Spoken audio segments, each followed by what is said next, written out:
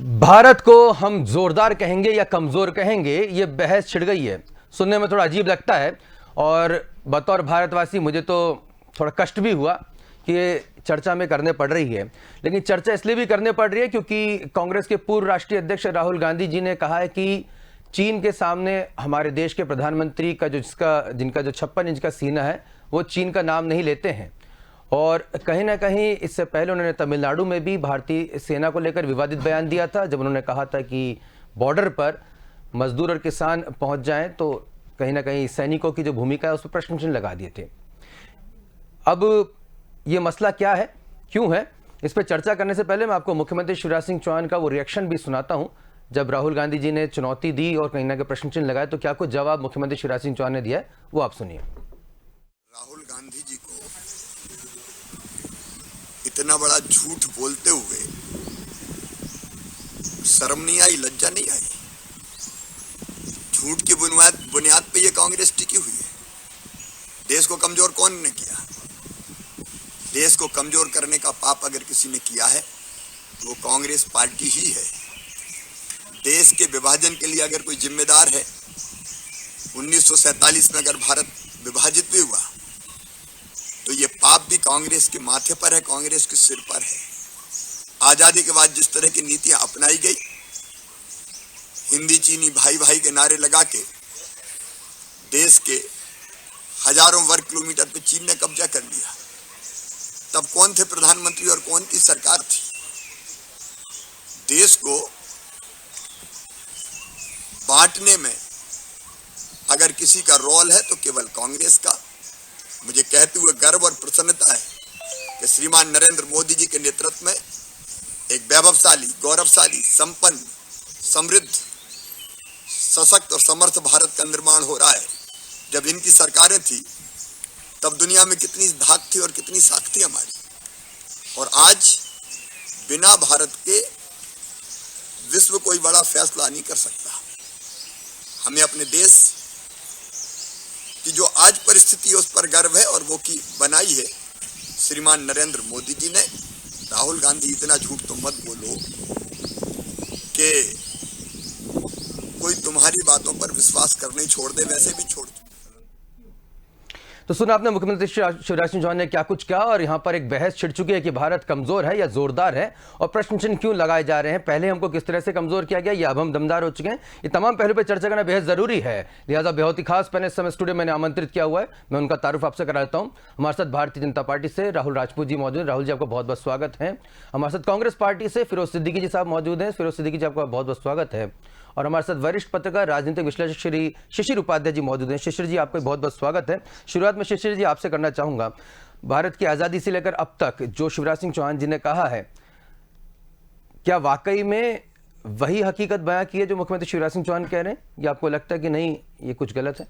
देखिए आशुतोष जी, चूंकि आपने बहुत अच्छा विषय लिया है और इस पर चर्चा होना चाहिए, लेकिन चर्चा देश करे, ये नेता बयानबाजी करके और देश को कहीं ना कहीं शर्मसार करने की जो कोशिश करते हैं, इस पर आपत्ति होना चाहिए।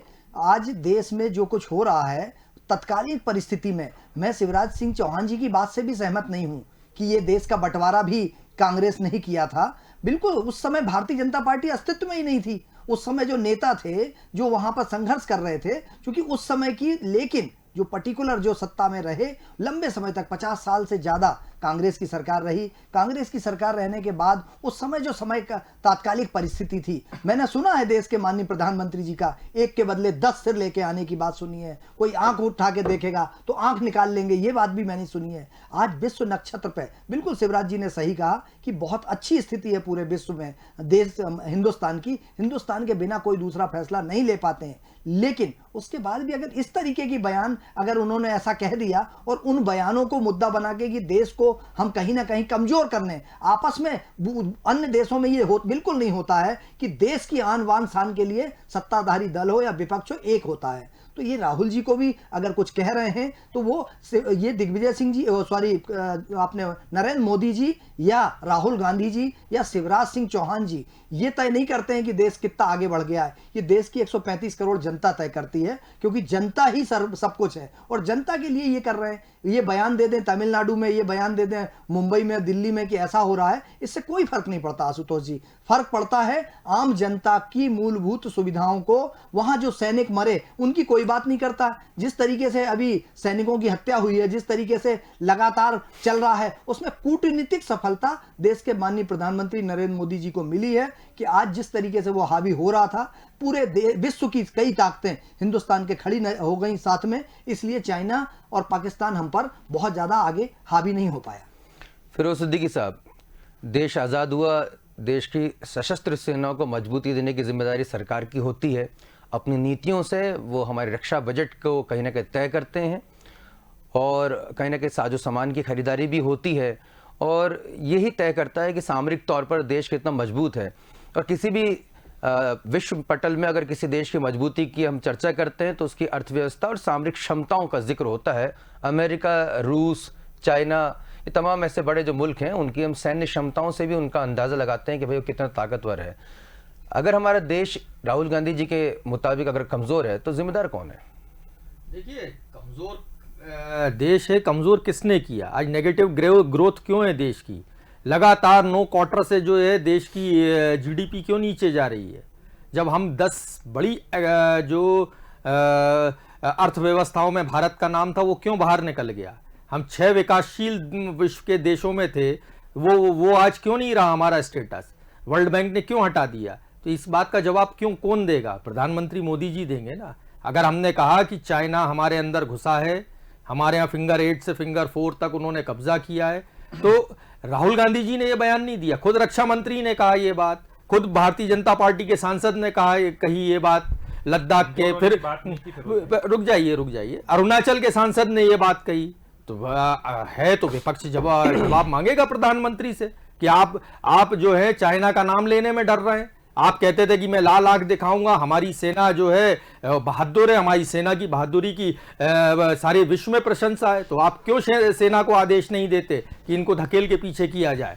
तो ये है विपक्ष है, और विपक्ष ने साफ कहा कि आप हमको स्पष्ट कीजिए। तो अब प्रधानमंत्री कुछ कहे और रक्षा मंत्री कुछ कहे तो भ्रम तो आप फैलाते हो देश में, और फिर कहते हो कि हम बयान देते हैं तो देश कमजोर होता है। आप खुद ही कहते हो। फिर आपने कहा साहब चाइना जो है, चाइना से हम ऐप जो है वो 4-5 कितने 11-12 ऐप बोले वो ये हमने बैन कर दिए, इसलिए चाइना को मुंह तोड़ जवाब दे दिया। अरे आपने जो इंपोर्ट खोल रखा है चाइना का, आपके जमाने में 300 गुना बढ़ गया इंपोर्ट, 37% इंपोर्ट बढ़ गया उनका चाइना का, जिससे हमारा जो छोटा मीडियम एंड स्मॉल इंडस्ट्रीज को नुकसान हो रहा है। इसका जवाब कौन देगा? ठीक है, तो हम तो विपक्ष के नाते हमारी अब कोई राहुल जी आपका क्विक एक मिनट आशुतोष जी मुझे 15 सेकंड का ले लेते हैं, 15 सेकंड में मुझे कंप्लीट करने दीजिए। मैं इतनी बात और कहता हूं कि अगर ये सारी परिस्थितियां देश के सामने आएंगी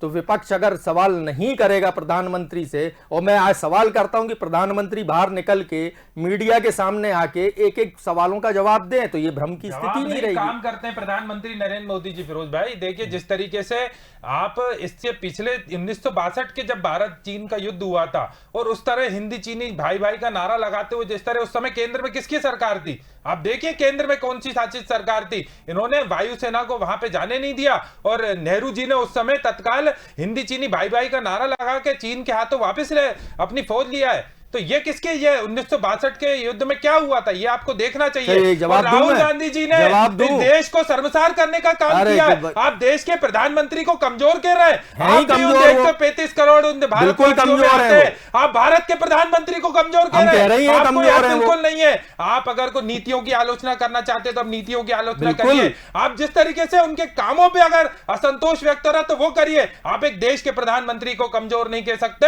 आज पूरे देश के 135 करोड़ देशवासियों को अगर पूरे विश्व में उनका सिर ऊंचा हुआ है तो देश के प्रधानमंत्री नरेंद्र मोदी जी के कारण हुआ है। आज अगर चीन हमारे सामने नतमस्तक हुआ है तो देश के प्रधानमंत्री नरेंद्र मोदी जी के कारण हुआ है। अमेरिका आज हमारे साथ आता है तो वो देश के प्रधानमंत्री नरेंद्र मोदी जी के नीतियों के कारण आता है। आपने देश में अधिकतर समय राज किया, क्या हाल था? डोकलाम पे जो समस्या थी वो आप सुलझा नहीं पाए, बांग्लादेश के बॉर्डर की समस्या सुलझा नहीं पाए। आपने इस देश को गिरवी रख दिया था दूसरे विदेशों के हाथों आप कुछ काम नहीं कर पाए, और उसके बाद आप कह रहे हो कि देश कमजोर। ये देश कमजोर नहीं है, ये देश सशक्त है। आपकी पार्टी जरूर कमजोर हो गई है, जो कई वर्षों से जब गांधी परिवार की बपोती बन के रह गई है और उन्होंने अपना अध्यक्ष नहीं तय कर पाए। आप खुद कमजोर हो, दूसरों को क्या कमजोर कहते हो? आप अपनी गिरेबान में झांक के देखो। आज एक देश का प्रधानमंत्री नरेंद्र मोदी जी है, और कितने सर्वे आते हैं उसमें आप देख लीजिए। ठीक है साहब, आप एक काम करते हैं, हम कर्नल बीबी वत्स, राहुल जी एक मिनट, अरे राहुल जी एक मिनट, कर्नल बीबी वत्स साहब से भी हम चर्चा कर लेते हैं। वो हमारे साथ फोन लाइन पे जुड़ चुके हैं। कर्नल साहब, आशुतोष बोला, अब तक मेरी आवाज पहुंच पा रही है? जी हाँ, बिल्कुल स्पष्ट आवाज आ रही है। जय हिंद। जय हिंद कर्नल साहब, चर्चा चल रही है इस समय, मजबूरी है, लेकिन ये चर्चा चल रही है कि हमारे देश इस समय किस स्थिति में है। क्या हमारी सेनाएं कमजोर हैं? क्या हम चाइना से डरते हैं, चीन से हम भय खाते हैं, उसको मुंहतोड़ जवाब नहीं दे सकते हैं मौजूदा स्थिति में? पहले तो जो मैं अभी चर्चा सुन रहा था और जो स्टेटमेंट मैंने राहुल गांधी जी का सुना है, एक सैनिक के नाते मुझे बड़ा दुख हो रहा है। दूसरा, एक परिपक्व डेमोक्रेसी में एक सशक्त विपक्ष का होना बहुत जरूरी है, बट अनफॉर्चुनेटली अगर विपक्ष इस तरह की बेसिर पैर की बातें करेंगे तो मुझे लगता है कि हमारे देश की जो छवि है वो विश्व में थोड़ी सी धूमिल होगी। बात आता हूं मैं मुद्दे पर। हर प्रधानमंत्री, हर देश का नेता जो एक कुर्सी पर है और कुछ कर सकता है देश के लिए, वो करता है। लेकिन कुछ उदाहरण ऐसे हैं जो इतिहास गवाह है उस बात का कि हमारे देश के लिए अच्छे साबित नहीं हुए। चाहे अब मैं कुछ उदाहरण दे रहा हूं आपको, चाहे वो 1948 के अंदर युद्ध में जो है हम खुद जाकर, जब हमारा पूरा पीओके हम वापस लेने के लिए सिर्फ 48 घंटे का समय हमने मांगा था, तब हमारे को वो समय ना देकर हम यूएन में चले गए, और आज हमारे ये नासूर, पीओके का नासूर हमारे शरीर में घुसा हुआ है। मैं आगे चलता हूँ। 1962 में बिना किसी रसद और साजो सामान के हमारे देश की सेना को हिंदी चीनी भाई भाई के नारे के साथ में वहां भेज दिया गया, और उस समय की जो थिंकिंग थी वो ये थी कि देश को सेना की जरूरत नहीं है, देश को हमारे देश जो है वो चारों तरफ से सुरक्षित है बिना सेना के। तो सोच को मैं क्या कह सकता हूँ। मैं बात एक और करना चाहता हूँ कि हमारी जो नीति थी वो स्पष्ट नहीं थी। एक तरफ तो हम हिंदी चीनी भाई भाई कर रहे थे, और तिब्बत जो हमने हमारे बीच में एक बफर स्टेट था।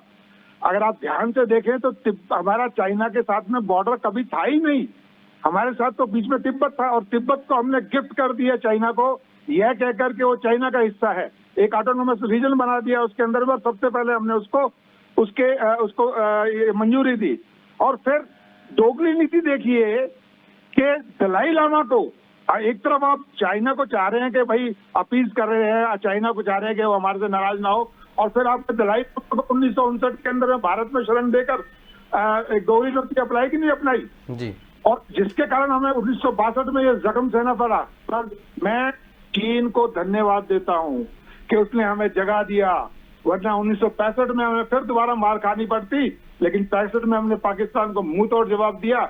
मैं पूछना चाहता हूं देश के उस समय के रणनीतिकारों से कि हाजी पीर पास को जो वापस किया गया, जी बिल्कुल, हाजी पीर पास अगर नहीं वापस किया होता तो कारगिल नहीं होता, और अगर कारगिल नहीं होता, और कारगिल नहीं होता तो ये झमेला है, ये खड़ा नहीं होता। 1971 में आता हूं मैं आपके पास में, 93,000 कैदियों को हमने वापस कर दिया। लेकिन दो जो बड़े काम हम कर सकते थे कि कश्मीर की समस्या को परमानेंट बंद कर सकते थे, और जो कॉरिडोर है सिर्फ जो 12 मील का 22 किलोमीटर का जो एरिया है सिलीगुड़ी कॉरिडोर, जिसे चिकन नेक कहते हैं, और जिसके कारण चाइना 0 पॉइंट पर आकर डोकलाम वाली जैसी हरकत कर रहा था। वो इसलिए तो कर रहा था कि हमारी जो 7 सिस्टर स्टेट्स हैं उनको अलग कर सके। ये कम्युनिस्ट थिंकिंग है, और हमारे देश के जो कम्युनिस्ट हैं वो हमारे देश की दूसरी पार्टियों के साथ में मिलकर इस प्रकार की गंदी और नापाक हरकत कर रहे हैं। शर्जिल इमाम की सोच इस बात का एक बहुत बड़ा उदाहरण है। मैं और आगे आता हूं, 2008 के अंदर में क्या हुआ, किसके साथ में पैक्ट किया गया? 2008 से 14 के बीच में देप्सांग वैली, ईस्टर्न लद्दाख के अंदर में कितना बड़ा एरिया हमने चाइना को दे दिया और हमने कोई जवाब नहीं दिया। आज जब हम खड़े होकर चाइना की आंख में आंख डालकर बात कर रहे हैं और उसी की भाषा में जवाब दे रहे हैं, तो देश कमजोर हो रहा है। लानत है ऐसी सोच पर। अरे ये बताओ नहीं, Firoz ji please, this is not the way to ask, this is not the way. ये क्या तरीका है? अरे ये तो बताओ, what is the way of asking sir? You are asking to a colonel, आप एक सेना के जवान से बात कर रहे हैं, कर्नल साहब से बात कर रहे हैं ना बात हम तो। नहीं, आप इतने अदब के दायरे में आप बात कर सकते हैं फिरोज जी। हमको बात करने आप बात कीजिए, पूछिए, लेकिन उसका जो तरीका है पूछने का, थोड़ा उसका अदब में लाइए आप। हाँ पूछिए। ये बताइए, 1967 का याद है आपको? सिक्किम याद है आपको? General major general Sagat Singh की कमान थी, हमने चाइना को कहां धकेला था? रिप्रेजेंट कर रहे हैं। आपको पता है गोवा एक्शन पता है आपको पौंडीचेरी का एक्शन पता है आपको? 71 का बांग्लादेश वॉर पता है? कभी ऐसा हुआ है कि देश के प्रधानमंत्री कुछ बोले और रक्षा मंत्री कुछ बोले, उसी रूलिंग पार्टी के सांसद बोले और सरकार कहे कि नहीं कुछ नहीं हुआ है? कमजोर थोड़ी बोला, कमजोर नहीं बोला। हम तो सवाल ये कह रहे हैं, कैसे कमजोर कैसे कर सकते हो? आप कैसे कमजोर कह सकते हो? आप देश 135 करोड़ देशवासियों के प्रधानमंत्री को कमजोर कह रहे हो। आप खुद कमजोर हो, आप अपने पार्टी का राष्ट्रीय अध्यक्ष नहीं तय कर पा रहे हो, आप अपनी कमजोरी दूसरों पर थोप रहे हो। कर रहा हूं, मैं तथ्यों से बात कर रहा हूं। मैं भी तथ्यों पे ही बात कर रहा हूं सर, तथ्यों पे ही बात कर रहा हूं मैं। 62 के युद्ध के बाद ये बताओ, चाइना बॉर्डर पे आज तक कभी एक गोली चली क्या? बताओ। देश के सैनिक जो ये कमजोर जब देश का रक्षा मंत्री कहे कि फिरोज जी ने सवाल पूछा है, एक मिनट फिरोज जी ने, एक मिनट राहुल जी प्रणाम करता हूं आपको, आपने बहुत अच्छे प्रमाण पेश किए और इनको मुंह तोड़ जवाब दिया है। इनको शर्म आनी चाहिए, माफी मांगनी चाहिए। अरे किस बात की माफी मांगनी? अरे माफी मांगिए आप। अब मेरी बात तो सुनिए आशुतोष जी। जी फिरोज जी ने सवाल पूछे, कुछ जानकारी चाहिए आपसे कर्नल साहब प्लीज। मैं आशुतोष बिल्कुल पूरा हर बात का कहूंगा, मुझे सिर्फ एक बात का और जवाब दे दिया जाए कि 1965 की लड़ाई के अंदर में जब इच्छोकोल की डबल कैनाल को हम रातों रात क्रॉस करके 3 जाट की ब्रिगेडियर लेफ्टिनेंट हेड के पीछे हम लोग लाहौर पहुंच गए थे, तब हमें वापस क्यों बुला लिया गया? अरे आपको जिनेवा कन्वेंशन का जिनेवा रेजोल्यूशन याद है या नहीं है? आपको जिनेवा रेजोल्यूशन पढ़िए आप ये सवाल करना बंद कर देंगे। यूएन का जिनेवा रेजोल्यूशन पढ़िए आप। कोई भी देश किसी भी देश के ऊपर कब्जा नहीं कर सकता। पीओडब्ल्यू लगेगी तो आपको उनके सैनिक वापस करना है। और भारत ने हमेशा यूएन के इंटरनेशनल लॉस का हमेशा सम्मान किया है, यही हमारी खूबी है। आप पढ़िए तो, आपने जिनेवा रेजोल्यूशन नहीं पढ़ा है, कभी टॉलरेट नहीं करेंगे। अरे आपने जिनेवा रेजोल्यूशन नहीं पढ़ा है, इसलिए आप ऐसी बात कर रहे हैं कि लाहौर से हम वापस क्यों आ गए? सैनिक कैसे नहीं पढ़ सकता है? आप कैसी बात अरे हम तो ऑथेंटिक है। शिशिर जी ये कैसी बात हुई कि हम मतलब अब सेना को आगे भी बढ़ने देंगे?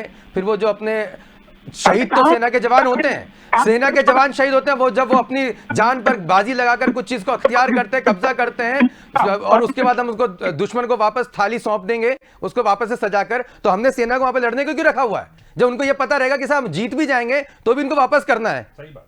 1962 में हमारे को मार गई, यही सोच के कारण तो एयरफोर्स को इस्तेमाल नहीं किया गया कि चाइना नाराज ना हो जाए।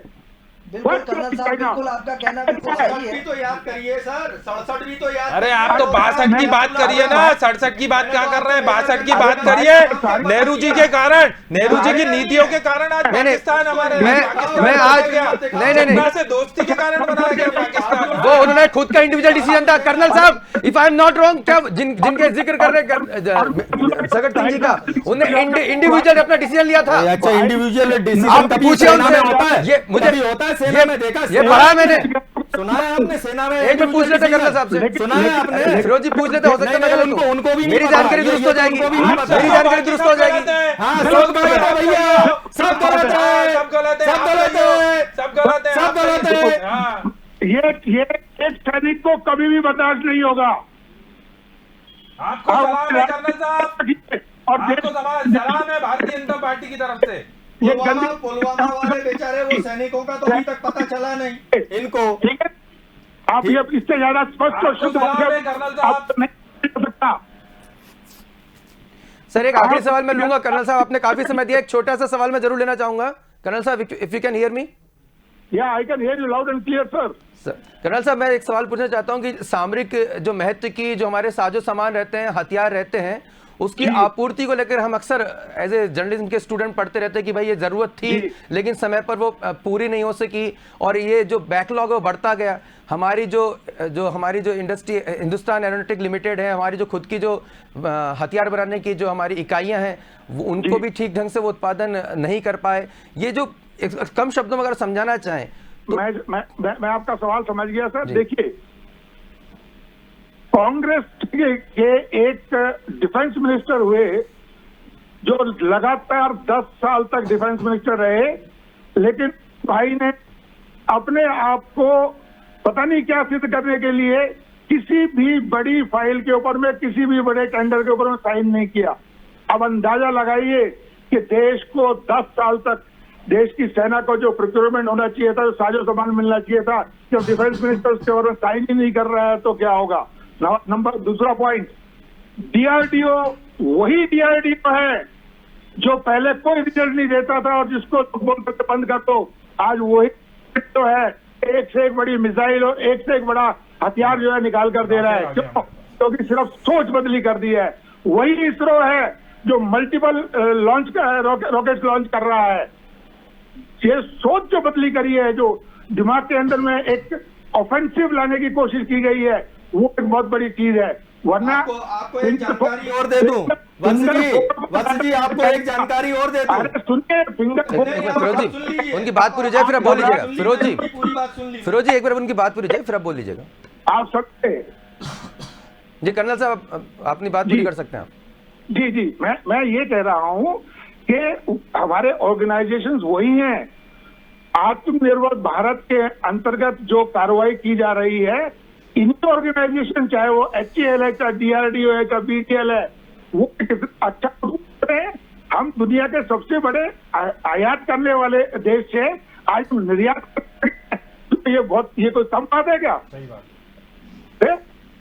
और आप कह रहे हैं कि देश पीछे जा रहा है। अब आप पीछे जा रही है सर। अब आप मेरी कर्नल बात साहब सुन कांग्रेस लीजिए। पीछे जा रही है। सुन लीजिए। कितने राज्यों में सरकार थी, अब कितने में बची है, इसको देखिए। नहीं लेकिन शिशिर जी अब रुकिए वत्स साहब, एक मिनट फिरोज जी आप उनको जानकारी दे दूं मैं वत्स साहब को। अरे ये रुकिए आप मैं पहली बार ऐसा देख रहा हूँ ये फिरोज सिद्दीकी साहब, मैं पहली बार ऐसा देख रहा हूँ हमारे देश में अगर किसी भी संगठन की, आप लोग तो मीडिया को भी नहीं इस कैटेगरी में रहा है, लेकिन अब एक ही अगर ऑर्गेनाइजेशन जिसका सब पूरे A to Z पूरा भारतवासी इज्जत करता है वो है हमारी सेना, भारतीय सेना। आप जिस अंदाज में कर्नल साहब पे क्वेश्चन मार्क लग रहे हैं, वो कोई पॉलिटिकल वर्कर नहीं है सर। नहीं मैं वो भाजपा आरएसएस वाले आज कर्नल है। आपको तथ्य दे रहा हूँ ना, तथ्य दे रहा हूँ ना उनको, तथ्य दे रहा हूँ। रुक जाइए नहीं क्या रुक जाइए, तथ्य दे रहा हूँ तो मैं उनको, तथ्य दे रहा हूँ ना मैं उनको। शिशिर जी क्या बोल रहे हैं? ये तो गलत बात है। अब रुक जाइए, नहीं गलत बात कैसे? अब उनको जरा जानकारी दे दूं।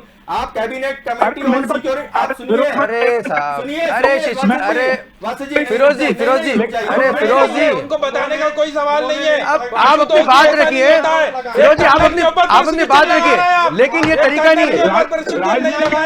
एक राहुल जी एक मिनट, राहुल जी एक मिनट। फिरोज जी मेरी आपत्ति, फिरोज जी बात तो सुनिए मेरी, अरे बात तो सुनिए, अरे एक मिनट बात तो सुनिए फिरोज जी, अरे मैं मौका दे रहा हूं आपको, बात तो सुनिए। मैं आपको दे रहा हूं, मैं सिर्फ इतना निवेदन कर रहा हूं फिरोज जी आपसे, आप अपनी बात रखिए, लेकिन कर्नल साहब को या हमारे किसी भी सेना के जवान को इस तरीके से कि हम आपको जानकारी दे रहे हैं, ये इस अंदाज में ना बोले। मेरा आपसे विनम्र निवेदन है, हम भारत देश के वासी हैं, सेना पे फक्र करते हैं, और अगर सेना के कोई जवान अगर कोई वक्तव्य दे रहा है तो मैं तो उसको सैल्यूट करके उसको स्वीकार करता हूं कि भाई वो ग्राउंड जीरो पे हमसे ज्यादा रियलिटी जानते हैं। कागज वहां पर जो कागज बना रहे हैं, जो कैबिनेट और ये सब जो है वो अलग है, और ग्राउंड जो वहां पर बॉर्डर पे जो खड़े होते हैं। फिरोज जी मेरे ख्याल से आप भी बॉर्डर विजिट करके आए होंगे, ये कृपया कर बस इसको संशोधित करके अपनी बात रखें। कमेटी ऑन डिफेंस का कहना यह है, 2017-18 की उसकी रिपोर्ट है कि जो सियाचिन में और लद्दाख में जो हमारे सैनिक हैं उनके पास बूट्स की कमी है, उनके पास खाने की कमी है। एक यादव ने बेचारे ने मामला उठा दिया था कि साहब मैं दाल पी पी के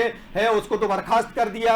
मैं कहता हूं वत्स साहब से कि आप ऐसी बातों का मामला उठाइए सुनिए और इसके बाद और सुनिए आप, अरे आप बहुत अच्छा काम कर रहे हैं, मैं आपको बधाई देता हूं कि आप इतनी चीजें उठा रहे हैं। आपने सन 62 से 48 से लेके बातें उठाई है। सुनिए देश आज हो रहा है,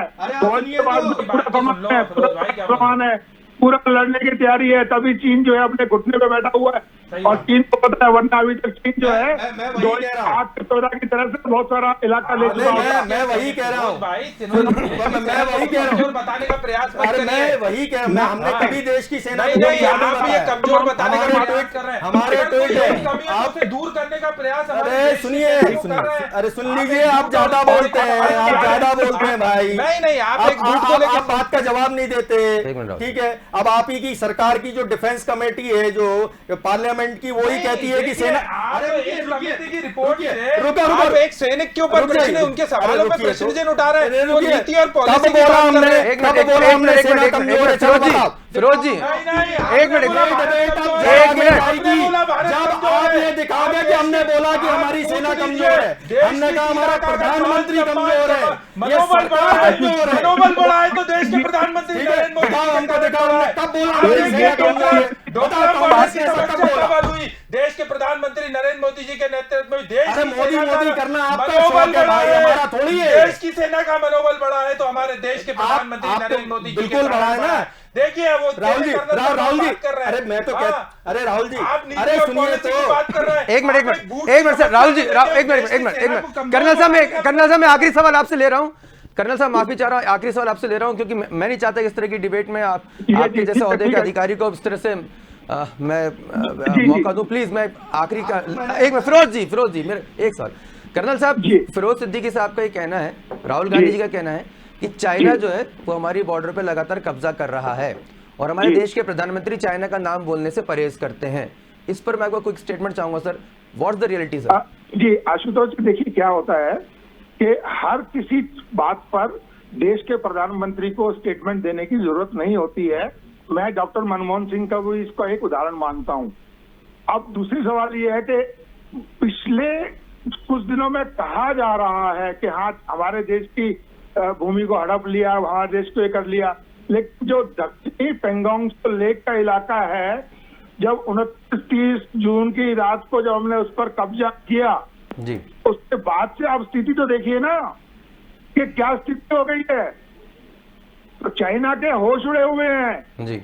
जो गलवान वैली के अंदर में चाइना पे चोट लगी थी, हमारे 20 जवानों ने शहादत देके उनके 100 के करीब जवानों को मारा है। उसके जो उसकी दहशत अभी तक उभर नहीं पाया है। वरना चाइना अगर हमारे को कमजोर मानता तो अभी हमारा अटैक कर 1962 वाला हालत कर देता।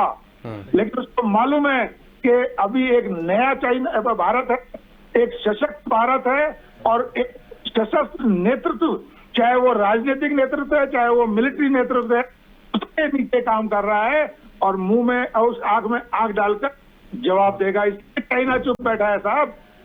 जी बिल्कुल बिल्कुल वत्स बहुत बहुत शुक्रिया। एक मिनट सलूट है आपको, एक मिनट आपको सलूट है। नहीं आपको सलूट है। एक मिनट, अरे सर रुको, शिशिर जी कोई झूठ नहीं बोल रहा है। शिशिर जी ये तो पहली मर्तबा हमारे देश में chief of defence staff general Bipin Rawat ji को ये बहुत लंबे समय से डिमांड की जा रही थी और ये पहली बार जो इसका मैंने पाकिस्तान की कई टीवी डिबेट्स में भी इस पर चर्चा सुनी है। वो लोग काफी भयभीत थे कि भाई ये एक यूनिफाइड कमांड जो बन गई है ना, और तीनों सेनाओं के बीच में जो सामंजस्य और समन्वय बनाने के लिए बहुत बड़ा कदम भारत ने उठाया था। तो उसकी जो थर्राहट जो महसूस की थी पाकिस्तान की टीवी चैनल की डिबेट्स में मैंने देखी थी, तो एक अचीवमेंट है बड़ा। आशुतोष जी, हम अगर पीछे जाएं, जैसा आदरणीय कर्नल साहब ने बताया, पिछली कुछ गलतियों से सबक लेते हुए इस सरकार ने ये तय किया था कि चीफ ऑफ डिफेंस पद बनाकर तीनों सेनाओं का नियंत्रण एक साथ, कहीं ना कहीं गलतफहमियां ना हो। जो कहा जा रहा है कि उस युद्ध के दौरान एयरफोर्स को अनुमति नहीं दी गई थी, वही एक बहुत बड़ी चूक का नतीजा था। और जिसके बाद एक रिपोर्ट आई थी भारत सरकार की कि ऐसी परिस्थिति में चीफ ऑफ डिफेंस का तत्काल पद पे एक व्यक्ति को रखना चाहिए जो तीनों सेनाओं का नेतृत्व करता हो। और ये करके आज कहीं ना कहीं चाइना हो, पाकिस्तान हो या हमारे दूसरे अन्य देश हो, जहां पर भी ऐसी परिस्थिति बन रही है, वहां पर जनरल रावत जो कर रहे हैं उसके कारण विपक्ष, मैं दूसरे देशों की बात कर रहा हूं जो हमारे पड़ोसी देश हैं, दुश्मन देश हैं, उनमें बहुत बड़ा भय तो है, बिल्कुल सच्चाई है। बस ये जो बात एक अभी फिरोज जी ने कही, मैं उसको भी आगे ले जाना चाहता हूं। फिरोज भाई, बहुत पहले आपने पढ़ा होगा, देश के प्रधानमंत्री माननीय मनमोहन सिंह जी थे, और आपको शायद याद होगा कि उस समय कुछ हमारे सैनिकों के पैर गल गए थे, हाथ गल गए थे, और उनका जब वो बिहार के थे, वो हमारे सेना के जवान, मैं कहता हूं पैसे को उस समय केंद्र सुरक्षा के नाम पर पैसा कम खर्च करता था। और आज की स्थिति में जो हम, चाहे हम इसरो की बात करें, चाहे हम डिफेंस पे दूसरी बात करें, आज पैसा भारत सरकार काफी खर्च कर रही है। और ये जो बूट वाली बात आई है, ये बिल्कुल सच्चाई है। चारों तरफ जो सप्लाई का काम होता है, हमारी सारी फैक्ट्रियां, जैसा आशुतोष जी ने अभी कर्नल साहब से पूछा था, और वो सच्चाई भी थी कि हमारी बंद होने की कगार पर आ गई थी जबलपुर की जो हमारी जो फैक्ट्री है, जो सेना का संसाधन बनाती है, गन बनाती है, तोपें बनाती है। ऐसी देश में बहुत सारी फैक्ट्रियां थी जिन पर ध्यान नहीं दिया गया था, और अब पिछले कई सालों से उस पर ध्यान दिया जा रहा है। हाल ही में जबलपुर में धनुष तोप का जी जी बिल्कुल बनाई गई है, और ये काफी बेहतरीन तोप है। जी, तो ये अगर हमारी ब्रह्मोस मिसाइल की डिमांड तो सर दूसरे देशों पे है। हमारा BHEL खत्म हो रहा था जी, बढ़ाने के ऊपर कदम है। अभी भारतीय सेना का कुछ ऐसा प्रोडक्ट है जो BHEL को उपलब्ध हुआ है कि BHEL वो पार्ट्स बना के भेजेगा वहां पे। तो ये हमारे लिए फख्र की बात होना चाहिए कि देश अब सुरक्षा पर तेजस भी अभी जो है कमीशन हुआ है। पहले GDP का 6 पहले GDP का 6.3% सेना पर बजट था, अब 4.3% है। आप खोल के देख लीजिए। इसी बात को लेकर राहुल गांधी ने उठाया था मामला कि सेना का बजट क्यों कम कर दिया गया। यही बात हमने कैबिनेट कमेटी ऑन डिफेंस, उसने ये बात कही कि सेना को रसद नहीं पहुंच पाती टाइम पे, सेना के जो बूट्स हैं वो नहीं है, सियाचिन वैली, उसके लिए मनमोहन सिंह जी ने 65,000। ये नहीं कहोगे फिरोज भाई कि देश में राफेल आ गया, सुनिए, देश में ब्रह्मोस आ गए, ये नहीं हो गया। एक ही राफेल थोड़ी है देश में, आपके समय से चल रहा है। हमने भाई साहब मिग 21, मिग 27, तो मिग आपकी पॉलिसी के 29, कारण यहाँ पे राफेल आया था, तो आज हमारा देश सुरक्षित हो पाता। बोफोर्स जो बोफोर्स तो घोटाले में खा गया। हाँ, तो हीरो घोटाले में खा गए, बोफोर्स घोटाला कर रहा है। वो आप जैसे नेता आज तक आप जैसे नहीं, आपके नेता थे उसमें, आज तक प्रूव नहीं कर पाए ना। आपके नेता थे उसमें, बोफोर्स में हमारे नेता नहीं थे। हाँ, लेकिन देश के प्रधानमंत्री को कमजोर नहीं बनाना चाहिए। आप पॉलिसी के ऊपर बात करिए। अब आइए देश के प्रधानमंत्री पर, जब जिस देश का सांसद कहते हो जो उसी रूलिंग पार्टी के कि हमारे देश में अरुणाचल पे और लद्दाख में कब्जा हो रहा है, भारतीय जनता पार्टी के ही सांसद होने का आपकी जरा आप एक मिनट रुक जाइए, ठीक। फिर रक्षा मंत्री कहता है कि नहीं नहीं वाकई अंदर घुसा है चीन हमारे यहाँ। तो अधिकृत बयान है क्या? अधिकृत बयान है क्या? बता दीजिए मुझे अधिकृत बयान है भाई उनका। कहाँ है अधिकृत बयान? है उसके बाद प्रधानमंत्री जो है उस देश के कर्नल का सम्मान नहीं कर रहे, देश के सैनिक का सम्मान नहीं कर रहे हैं। वो इतने तथ्यों के साथ बात बता रहा है। मैंने तो पूरे तथ्य सुन लिए। अबे तुम्हें करके बात कर रहे हैं, आप सम्मान कर रहे हैं। ये क्या कब की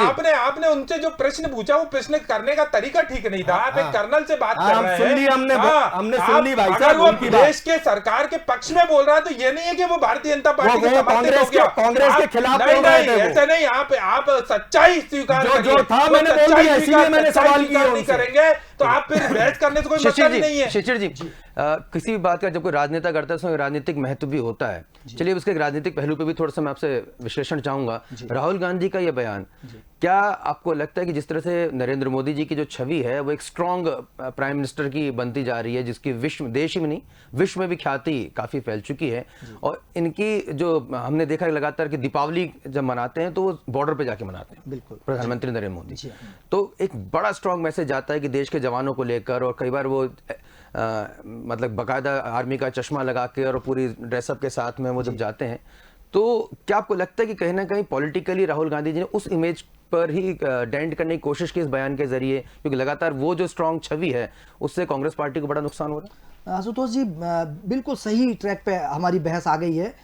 मैं सिद्दीकी जी से अनुरोध करूंगा कि इसको सुने। इसको आप पार्टी के कार्यकर्ता हैं, प्रवक्ता हैं, इसलिए आपका जिम्मेदारी है कि आप पार्टी कुछ भी करे आपको उसको डिफेंस करना है। लेकिन मेरा ये मानना है कि भारतीय जनता पार्टी पिछले 6 सालों से जिस तरीके से कांग्रेस की 10 साल सरकार रही डॉक्टर मनमोहन सिंह जी की, और जो उस दौरान जिस तरीके के जो कुछ काम हुए थे उसके just opposite Bharatiya Janata party के नेता हों या उसके मंत्री हों या उसके अन्य बड़े माननीय प्रधानमंत्री महोदय हों, जिस तरीके से उनके कार्य राष्ट्र हित के, देश प्रेम के वो सिद्ध करके बता देते हैं, जनता के बीच में जाके बता देते हैं। और हमारे कांग्रेस के अब बहुत बड़ा संकट, मैं राहुल जी की इस बात से सहमत हूं कि आप लोग जब तक गांधी परिवार से बाहर नहीं निकलेंगे और जब तक राष्ट्रीयता की बात नहीं करेंगे, हर मामले में आप क्यों ऐसे बयान दे देते हैं जो उल्टा पड़ता है। आपको आश्चर्य होगा सिद्दीकी जी कि इसके जो भी जिस तरीके के जो कुछ बयान आते हैं, हो सकता है आपकी मजबूरी, आप प्रवक्ता के रूप में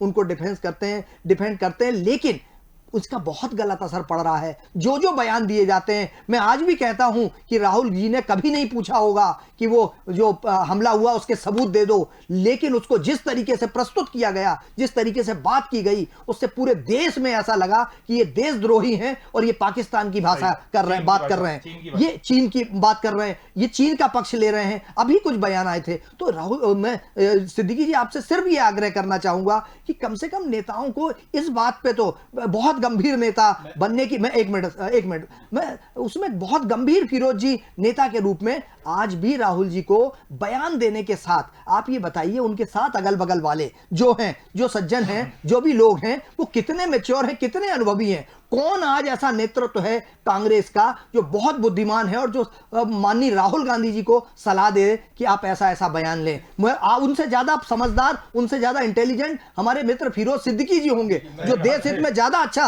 वो दे सकते हैं। आम आदमी बन नहीं सकता उधर कांग्रेस पार्टी का अध्यक्ष। आप हमेशा देखिए जी, मैं तो उनके सामने बहुत छोटा सा अदना सा सिपाही हूं। राहुल गांधी जो भी बात कहते हैं, हमेशा बातें उनकी तथ्य रहती हैं। उन्होंने कहा कि आपने चाइना से इंपोर्ट क्यों बंद नहीं किया, जब उनकी सेना हमारे दरवाजे पे खड़ी है, हमारे लोगों का पैसा ले जाके चाइना मजबूत हो रहा है। क्या जवाब दिया प्रधानमंत्री ने? नहीं दिया। उन्होंने पूछा कि पुलवामा में इतने लोग मरे, डीएसपी बेचारा जो था, जो पकड़ा गया डीएसपी, उसको क्यों छोड़ दिया गया? क्यों उसको पर एनआई, किसानों पे एनआईए जाती है, उसको देविंदर सिंह को क्यों छोड़ दिया गया? क्या है पुलवामा का सच? बता दिया वो अर्णव गोस्वामी ने अपनी ट्वीट में कि मुझे पता था पहले से कि क्या होने वाला है। तो ये सवाल उन्होंने तो ये भी कहा, सुनिए तो फिरोज जी, उन्होंने तो ये भी कहा कि भाई एक पत्रकार होने के नाते तो राजनाथ सिंह जी को कोट कर दिया कि उन्होंने तो डिफेंस मिनिस्टर से बात की थी, उन्होंने कहा तो कुछ बड़ा होने वाला है। राहुल गांधी ये कहते हैं कि आपने हमारी सेना को, एयर फोर्स को आपने रिस्क पे लगा दिया कि ये कैसे 6 लोगों को ये चीज पता होनी चाहिए और ये कैसे किसी पत्रकार तक लीक हो गई। कौन है इसका जिम्मेदार? प्रधानमंत्री जवाब नहीं देते। और प्रधानमंत्री क्या करते हैं? वो डरते हैं। पता नहीं इनसे आशुतोष डरते हैं। अरे प्रधानमंत्री नहीं डरते, आपके देश, आपके राहुल गांधी जी डरते हैं साहब चीन से। प्रधानमंत्री डरते हैं। कैसा बयान दे रहे हैं आप? ये गलत बयान दे रहे हैं। देश के प्रधानमंत्री डरते हैं। देश के प्रधानमंत्री कभी नहीं डरते। देश के प्रधानमंत्री सशक्त है, ताकतवर है। आज तभी तो लड़ रहे हैं। आप उधर सैनिकों का बयान सुनिए। आज हमारा मनोबल बढ़ा सैनिकों के कारण, और आप बोल रहे हैं कि देश के प्रधानमंत्री डरते हैं। राहुल गांधी डरते हैं। राहुल गांधी डरते हैं। दूसरा पार्टी का कोई अध्यक्ष बन जाएगा तो उनकी पदवी चले जाएगी, उनको कोई पूछेगा नहीं। अरे वो डरते हैं, राहुल गांधी डरते हैं, तभी तो इस देश के प्रधानमंत्री वो बन नहीं पाया। देखिए राहुल गांधी अपने इन पप्पू टाइप के बयानों से इस देश के जनता को समाचार कर रहे हैं। आप पूरे देख लीजिए राहुल गांधी जी की छवि इस देश में क्या बन गई है। एक देशद्रोही और एक देश के खिलाफ बयान देने वाले नेताओं में अगर कोई शुमार है वो तो राहुल गांधी जी है। उन्होंने देखिए जब चीन के खिलाफ हमारा, जब ये कोरोना का काल चल रहा था, चीन का जब बहिष्कार कर रहे थे, वो चीनी दूतावास में जाकर वहां पे उनके एम्बेसडर से मिल रहे थे। ये कैसा आप चीन के साथ दोस्ती, हिंदी चीनी भाई भाई, जब हम चीन से लड़ाई लड़ रहे हैं। विवेकानंद फाउंडेशन के लोग क्यों गए थे? नहीं, विवेकानंद फाउंडेशन, देखिए मैं राहुल गांधी जी की बात कर रहा हूँ, देश के प्रधानमंत्री जी की बात नहीं कर रहा हूँ। देश के प्रधानमंत्री जी की बात नहीं कर रहा हूँ। आप सर गए, सर जब, सर सुनिए सर, फिरोज जी आपने बात छेड़ी तो सुन लीजिए। जब गलवान में हमारे सैनिक आमने सामने खड़े थे ना, तो राहुल गांधी चीनी दूतावास गए थे। चीनी चीनी दूतावास गए थे वो? चीनी दूतावास गए थे। किसने गए थे? बताइए ना, चाइनीज क्यों एम्बेसी गए क्यों गए थे? तो क्या बात करने गए थे? आप विदेश घूमने जाते हैं, क्या बात करने गए थे? हनीमून आपने मनाने बात जाते मांगी हैं कि विदेश। देर बता दीजिए। अरे आप हनीमून मनाने जाते हैं, विदेश बताते नहीं है किसी चाइनीज को। दूतावास क्या करने गए थे राहुल गांधी? 2 महीने तक गायब हो जाते हैं। बताइए कि अरे एक मिनट सुनिए, चलिए एक मिनट। अब ठीक है फिरोज जी, फिरोज जी, प्रधानमंत्री फिरोज जी, सवाल करिए, मुझे दिखाइए। अरे आपने पानी पिया तो ठंडा हो गया। सुनिए बात, सुनिए बात, अरे सुनिए पुलवामा में दिखाइए, जो हुआ वो पुलवामा सब में एक करते मिनट, सामने आ क्या गया। दिखाइए, इस जगदीश देश का यादव ने एक-एक क्या हो गया? आतंकवादी। ये बताइए, अब क्यों जरा- सैनिकों अब के जरा एक मिनट, राहुल जी, आपको आप शांत- बिरयानी खिलाने का काम इस देश के क्या कांग्रेस एक ने मिनट, किया? एक मिनट। अरे अफजल को किसने रखा था? विपक्ष से कसाब को सवाल किसने नहीं रखा होता था? है। फांसी वो का क्या करने चढ़ाया गए है थे? तो सरकार देश क्या के कर रही है? प्रधानमंत्री नरेंद्र अगर मोदी उन्होंने जी ने गलत काम चलाया। किया तो सरकार अरे कार्रवाई अफजल को करे। बिरयानी खिलाई आपने, कसाब को खिलाई। आतंकवादियों को अगर मुंह तोड़ जवाब दिया है तो इस देश के प्रधानमंत्री नरेंद्र मोदी जी के नेतृत्व में दिया है। आज एक भी आतंकवादी पनप नहीं पा रहा है। आप क्या बात कर ठीक रहे है, हैं? चलिए मैं आखिरी कमेंट लूंगा शिशिर जी। शिशिर जी, मुद्दा ये नहीं है, देखिए इस तरह के जो स्टेटमेंट आते हैं कि साहब क्या आंख से आंख में नहीं मिला सकते हैं, क्या ये बोल नहीं पा रहे चाइना को, तो ठीक है आपने तो अपना पॉलिटिकल स्टेटमेंट दे दिया, आपने अपना तंज कस दिया, अखबारों में सुर्खियों में आप आ गए। लेकिन यही जो स्टेटमेंट जो हमारे सेना के जवानों के कानों में पहुंचेगा, जो ठंड में -60 -70 डिग्री के तापमान में वहां पहरेदारी कर रहे हैं, जो हमारे सेना के जवान जो है आदि दलदली क्षेत्र में पूरे आदि जो उनकी जो हिस्सा है जमीन के नीचे धंसा हुआ है, वहां पर वो बॉर्डर पे मोर्चा लिए हुए हैं। और एक बड़ी चीज होती मनोबल, साजो सामानी महत्वपूर्ण नहीं होता, मनोबल बहुत बड़ी चीज होती है। और उस मनोबल को कहीं ना कहीं इस तरह के बयान आपको नहीं लगता कि कमजोर करते होंगे कि भाई देखिए हमारे जो पीछे का जो नेतृत्व कमजोर नहीं है, कल को हम बॉर्डर पे अगर कुछ बड़ी हरकत करेंगे तो हमें पीछे आना पड़ेगा। तो ये तो स्ट्रेटेजिकली अगर देखें, रणनीतिक तौर पर देखें तो भी गलत तरह की बयान नहीं। बिल्कुल आशुतोष जी, ये राष्ट्र हित में हमारी सेना का मनोबल बनाए रखने के लिए हमारे मतभेद हो सकते हैं, मनभेद हो सकते हैं, लेकिन बयान देते समय कम से कम हमारी सेना कमजोर ना हो। ये मैं आपको बेफोर्स के टाइम की बात बताता हूं, जब भारतीय जनता पार्टी लगातार आरोप लगाती थी बेफोर्स मुद्दे पर। उस समय एक बहुत अच्छे लेखक ने ये लिखा था, स्वर्गीय हो गए वो खुशवंत सिंह जी ने, उन्होंने ये लिखा था कि आरोप कितने भी लगाओ, लेकिन जो बेफोर्स लेके हमारी बॉर्डर पर बैठा हुआ हमारा सैनिक है उसका मनोबल नहीं गिरना चाहिए। आज मैं राफेल का मामला हो या जितने भी मामले हों, कांग्रेस अब ऐसी स्थिति में आ गई है कि अगर वो किसी भी मुद्दे पर बयान देती है तो उसको देशद्रोही की स्थिति में बना दिया जाता है।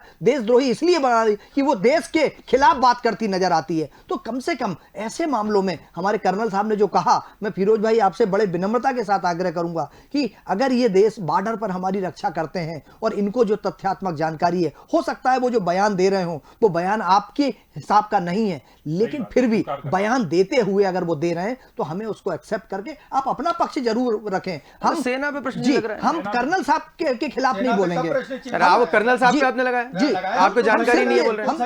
सुनिए फिरोज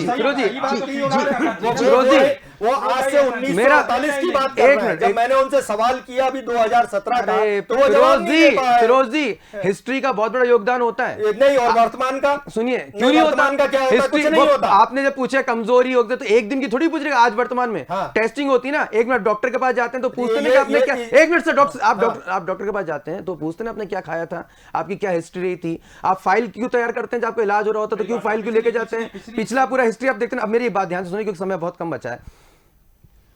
फिरोज जी, अगर राहुल गांधी जी ने, हो सकता है उनकी मंशा ऐसी ना हो, सुन तो लीजिए, अरे मेरी बात तो सुन लीजिए फिरोज जी, आपको सबसे ज्यादा आपको मौका दिया है, कर्नल साहब के साथ आपने खुद ने डिबेट करी है, मेरे को बोलने तो दीजिए आप। मैं कह रहा हूं कि हो सकता है राहुल जी की क्या मंशा क्या नहीं हो ये तो पता नहीं है, लेकिन यही अगर फ्रेज जो है अगर ये होता कि प्रधानमंत्री जी को वो ये ना कहकर यूं कहते कि प्रधानमंत्री जी आपको भारतीय सेना पे शक नहीं होना चाहिए, एक बार उनको हरी झंडी देकर देखिए, पाकिस्तान और चीन एक साथ उनको मुंह तोड़ सकते हैं हमारी भारतीय सेना, और अगर आप ऐसा आदेश देंगे तो पूरी कांग्रेस पार्टी, पूरा विपक्ष आपके साथ में खड़ा हुआ है। अगर वो बोलते हैं, अगर वो बोलते हैं तो लगता है जिम्मेदार जो हमारे देश के नेता है जिसे देश की परवाह है। आपने आधी चीजें पढ़ी हैं।